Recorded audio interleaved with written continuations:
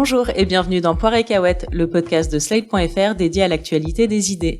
Je suis Hélène Decomer, rédactrice en chef de Slate, et j'anime ce podcast avec Jean-Laurent Casselli, essayiste et journaliste. Salut Jean-Laurent. Salut Hélène. Alors parmi les révolutions du confinement qu'on vient de vivre, il y a la généralisation du télétravail. Nous sommes nombreux à nous y être mis, quasiment un tiers de la population française, alors qu'à la base, notre pays n'était pas vraiment friand de ce mode de travail. Et puis, on y a pris goût, à tel point qu'aujourd'hui, seul un tiers des employés souhaitent retourner au bureau. Il y a plusieurs études qui ont été menées à ce sujet et elles vont toutes dans le même sens. C'est à peu près le ratio 2 tiers des salariés qui sont mieux chez eux et 1 tiers qui a envie de retourner bosser en présentiel, comme on dit maintenant. Chez eux parce que le télétravail renvoie intrinsèquement à son lieu d'habitation. Si la pratique s'installe durablement dans les entreprises françaises, on peut se demander si ça va pas redistribuer les cartes du territoire, si les gens vont pas aller s'installer de manière plus homogène sur l'ensemble du territoire français. Parce qu'après tout, pourquoi s'entasser dans un petit appart parisien ou dans une grande métropole quand on pourrait exercer son travail de la même façon, mais au vert et dans une grande maison? Alors oui, on se dit que cette fois c'est peut-être enfin la bonne, on va tous quitter la ville et vivre à la campagne. Après tout, les planètes sont alignées comme jamais, notre couverture internet se généralise, nos gares TGV tapissent le territoire, le confinement nous a tous épuisés. C'est donc le moment idéal pour observer le retour cyclique d'une vieille obsession française, celle de l'utopie, de l'exode urbain, du rêve néo-rural d'un retour à la terre, le rêve également qui consiste à s'éloigner de la ville pour disposer d'une maison avec un jardin. Alors cette période, elle repose aussi la question de la place de la région parisienne et de l'avenir du Grand Paris, une région qui concentre toujours plus d'emplois, toujours plus d'attractivité économique, mais pour de moins en moins de candidats. En tout cas, ce thème du télétravail a bénéficié d'une large couverture médiatique ces dernières semaines et a beaucoup fait réfléchir les intellectuels français. Je peux vous renvoyer à l'excellente revue de presse Idées qui a été faite par France Culture. C'est un article, pas un sonore. Il est disponible sur son site internet et il est signé Mathieu Garrigou-Lagrange et Anne-Vanessa Prévost. Il est très bien fait, cet article qui est titré « Le télétravail à la croisée des chemins », puisqu'il recense les points de vue de philosophes, sociologues et autres experts qui se sont exprimés ces derniers mois sur le télétravail. On a par exemple Boris Cyrulnik, le neuropsychiatre, qui met en garde contre la dilution des liens sociaux. On a la philosophe Manon Garcia dans le journal papier Le 1 qui souligne la charge supplémentaire que le télétravail fait peser sur les femmes. Manon Garcia, c'est l'autrice de On n'est pas soumise, on le devient, donc ça colle bien à ces thèmes de recherche.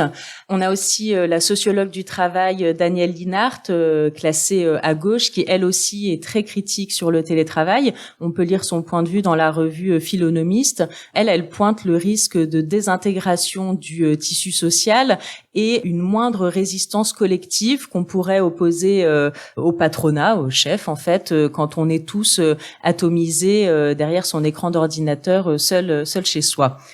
Et à l'inverse de ces critiques, on a des intellectuels qui sont très enthousiastes.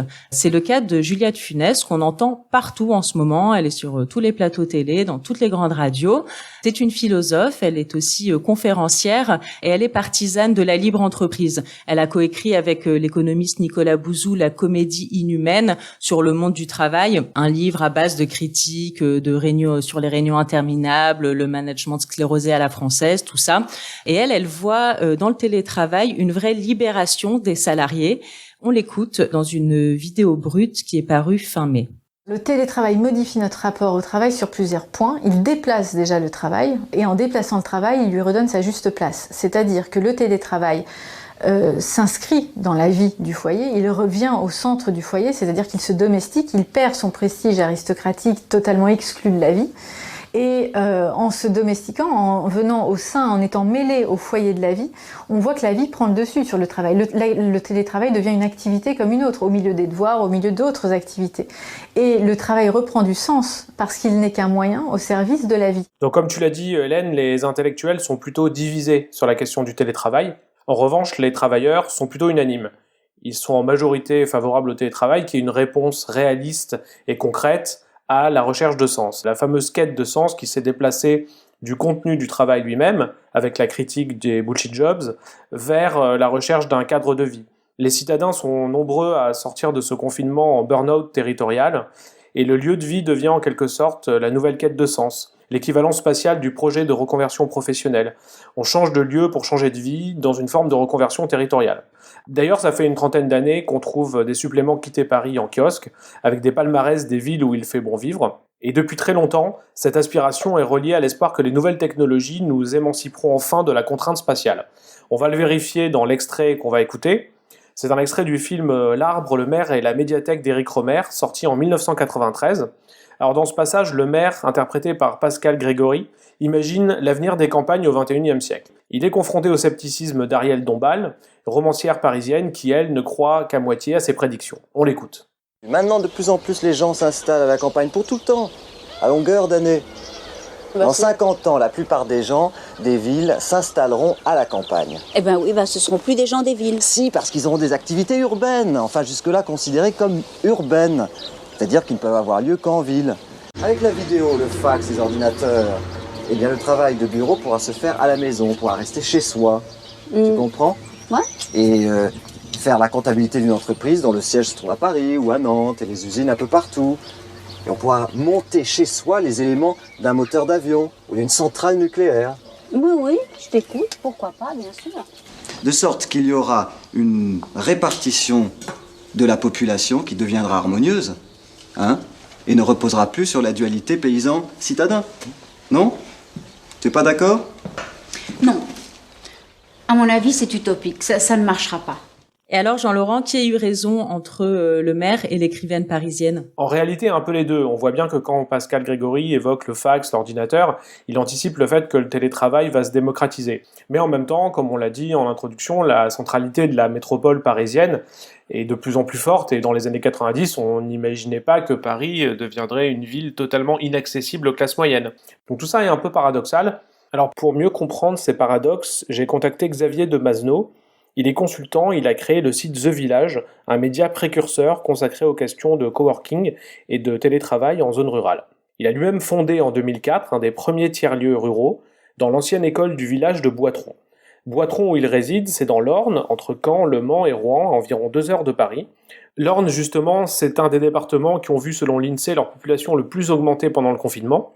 Xavier de Masneau nous explique dans l'extrait suivant pourquoi la DATAR, l'administration qui avait la charge d'aménager le territoire français, s'est penchée sur cette question du télétravail et a lancé, dès les années 90, les ancêtres des coworkings, ce qu'on appelait à l'époque les télécentres. Le télétravail, c'est une vieille idée de la DATAR dans une vision d'aménagement du territoire.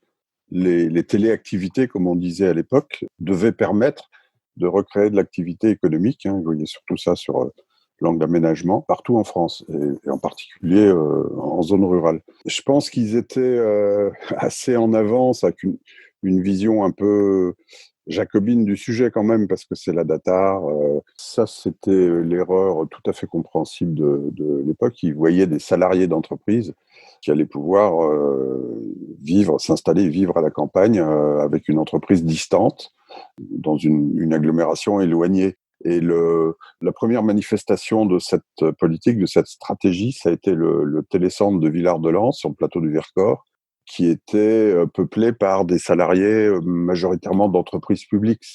Il en reste qu'ils avaient anticipé quelque chose qui était théoriquement possible à l'époque, mais pour lequel la population n'était pas prête, les usages n'étaient pas prêts, les réseaux pour se connecter à Internet n'étaient pas là. Ils avaient anticipé quelque chose qu'on voit exploser maintenant, une envie et une possibilité de s'installer à peu près où on veut pour travailler. Oui, ce que nous explique Xavier de Masneau, c'est que les choses ne se sont pas passées comme prévu, puisque on pensait retenir les salariés dans leur ancrage local, mais en fait, ce qui s'est passé, c'est surtout que les Parisiens ou les habitants des grandes villes ont pu aller un petit peu plus loin à chaque fois, grignoter un petit peu plus de territoire jusqu'aux fameuses 2 heures de Paris aujourd'hui. Et ça, on le voit clairement dans les tendances de recherche immobilière du moment. Les recherches augmentent beaucoup dans le périurbain des métropoles. On a par exemple une étude particulier à particulier qui a été faite juste après le confinement et qui montre une progression des recherches sur les départements limitrophes des plus grandes métropoles françaises. Par exemple, plus 112% pour la Seine-et-Marne, plus 98% pour l'Eure, plus 117% pour l'Ain, Jean-Laurent, est-ce que tu sais situer l'Ain sur une carte? Alors oui, la plaine de l'Ain, c'est situé au nord-est de la métropole lyonnaise et l'Ain fait partie des départements qui sont de fait en train de devenir le grand périurbain de Lyon. C'est un peu ça la grande leçon finale de ce qu'on vit. On pensait à un retour de l'utopie néo-rurale dans la campagne isolée et on assiste plutôt à une extension du périmètre du périurbain. On est donc moins dans une victoire du Larzac que de celle de l'étalement urbain. Et pour reprendre un slogan de l'époque, il s'agit moins de vivre et de travailler au pays que de vivre et télétravailler loin de Paris. On assiste donc en fait à un brouillage entre d'anciennes catégories de découpage du territoire. Oui, un brouillage d'abord entre la campagne isolée et la ville, puisqu'on cherche tous désormais un cadre de vie plutôt rural, mais qui reste en lien et connecté à la ville, ce que résume assez poétiquement l'étude PAP dans la formule d'envie de grande couronne. Par ailleurs, comme l'explique très bien le sociologue Éric Charme, notamment dans son essai La revanche des villages au Seuil, les villages les plus attractifs sont en fait ceux qui sont en train d'entrer dans le champ d'attraction d'une grande ville et d'en devenir les satellites. Par exemple, dans le cas de la métropole lyonnaise, qui compte 2,2 millions d'habitants, environ 600 000 sont des résidents périurbains, donc des gens qui vivent dans des villages. Autre distinction, celle entre les lieux de résidence secondaire et de résidence principale. De plus en plus, les gens cherchent un endroit à la campagne, non plus pour y passer leur week-end, mais pour y passer une majorité de la semaine, et ne gardent, pour ceux qui peuvent se le permettre, qu'un petit pied-à-terre en ville pour les quelques réunions et rendez-vous qu'ils ne peuvent pas dématérialiser. Et on peut parler enfin d'une fusion des espaces et des moments de vie, puisqu'on se trouve à la fois éloigné de la ville et connecté à elle, à la fois en télétravail au bureau et au pays des vacances. On peut même se demander si l'opposition entre néo-rural et périurbain a encore un sens dans la mesure où le territoire est en train de devenir une sorte de long continuum. Oui, c'est intéressant ce que tu dis parce qu'on voit aussi un peu les deux imaginaires, les deux aspirations de mode de vie de deux générations. Le côté un peu week-end à la campagne ou la campagne quand on sera à la retraite, ça c'était la génération baby boomer, et les aspirations de la génération Y, des millennials, ces personnes nées entre les années 80 et 2000, sont tout autres. En tout cas, on a beaucoup glosé sur leur sens des priorités, donner plus de place à la vie personnelle, ne pas passer 30 ans dans la même boîte, être maître de son temps.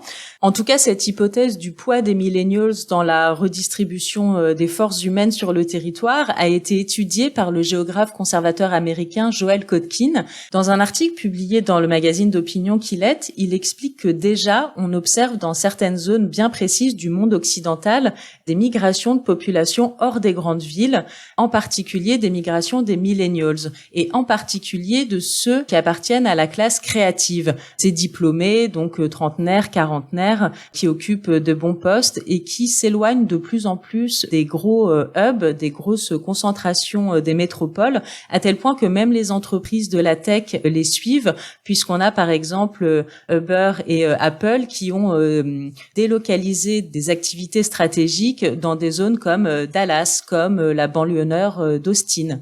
Et Joel Kotkin précise que bien sûr tout ça s'est rendu possible par le télétravail. Il souligne d'ailleurs que l'utilisation des transports en commun aux États-Unis stagne, voire diminue même sur certaines portions du territoire, alors que le télétravail, lui, augmente de manière exponentielle. En 15 ans, cette pratique a augmenté de 140% dans le pays. Ce type d'article sur les millennials attirés par des villes de second rang et se multiplie aux États-Unis depuis quelques années. Alors on parle de villes de moins d'1 million d'habitants qui ne sont pas forcément la capitale économique régionale et qui ne sont pas situées dans les États côtiers, des villes comme Louisville, Kentucky, Boulder, Colorado ou Indianapolis dans l'Indiana. C'est un peu en fait l'équivalent de nos sous-préfectures et de nos villes moyennes, mais avec tout de même quelques tours de bureaux en centre-ville. Oui, bon, c'est pas tout à fait Vesoul non plus.